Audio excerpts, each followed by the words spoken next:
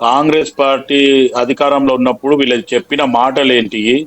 ఈరోజు ఈ 12 సంవత్సరాల నుండి నరేంద్ర మోదీ అండ్ అమిత్ షా చేస్తున్న వీ- వీళ్ళ విధానాలు ఏంటి అనేది ఒకసారి ఈరోజు ప్రజలు మొత్తానికి బెబ్బేలు పెడుతున్నారు. అండ్ మోర్ ఎవర్, గతంలో అటు పివి నరసింహారావు గారు ఉన్నప్పుడైనా సరే ప్రధానమంత్రిగా, ఇటు మన్మోహన్ సింగ్ గారు ఉన్నప్పుడైనా సరే, ఇప్పుడు ఇంతకుముందు బీజేపీ మిత్రుడు మాట్లాడుతూ ప్రజలందరూ కూడా వింటున్నారు అంటున్నారు. ప్రజలు ఎవరు వింటలేరు.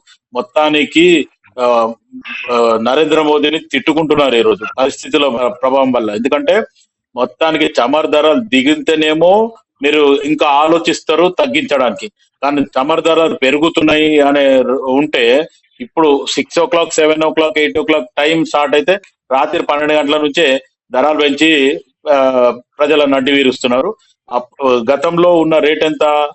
రూ. 43, రూ. 47 పెట్రోల్ లీటర్ ఉండే. ఈ రోజు 110 రూపాయలు లీటర్. అంటే ఎక్కడి నుంచి ఎక్కడ పోతుంది?